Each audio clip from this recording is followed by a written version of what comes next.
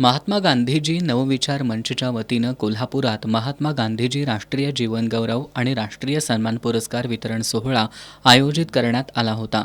ज्येष्ठ समाजवादी नेते भरत लाटकर यांच्या अध्यक्षतेखाली या कार्यक्रमाला कामगार नेते सुरेश केसरकर, प्राध्यापक टी.के. सरगर, अनिल म्हमाणे यांची प्रमुख उपस्थिती होती. यावेळी मान्यवरांच्या हस्ते ज्येष्ठ पुरोगामी शिक्षक नेते भरत रसाळे आणि गोव्यातील ज्येष्ठ गांधीवादी विचारवंत प्राध्यापक श्रीकृष्ण अडसूळ यांना महात्मा गांधीजी राष्ट्रीय जीवनगौरव पुरस्कार देऊन सन्मानित करण्यात आलं.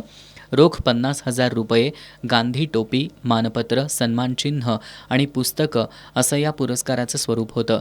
यावेळी बोलताना ज्येष्ठ कामगार नेते सुरेश केसरकर यांनी महात्मा गांधीजींचं स्वातंत्र्य चळवळीतील योगदान महत्त्वाचं आहेच, पण त्यांनी दिलेल्या खेड्याकडं चला हा संदेश त्यांच्या सर्वच विचारांची समाजाला गरज असल्याचं सांगितलं.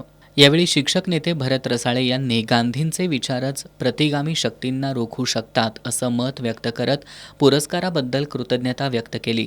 प्राध्यापक श्रीकृष्ण अडसूळ यांनी महात्मा गांधीजींच्या नावाचा पुरस्कार मिळणं हा माझ्या गांधीवादी कुटुंबाचा सन्मान आहे अशा शब्दात पुरस्काराबद्दल कृतज्ञता व्यक्त केली.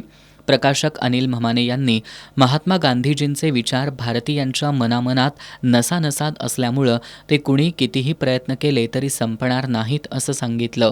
याप्रसंगी ॲडव्होकेट करुणा विमल, अंतिमा कोल्हापूरकर यांनी सुद्धा मनोगत व्यक्त केली. यावेळी मानवतावादी सांस्कृतिक चळवळीच्या वतीनं मराठवाड्यातील पूरग्रस्तांना 70,000 रुपयांची मदत देण्यात आली.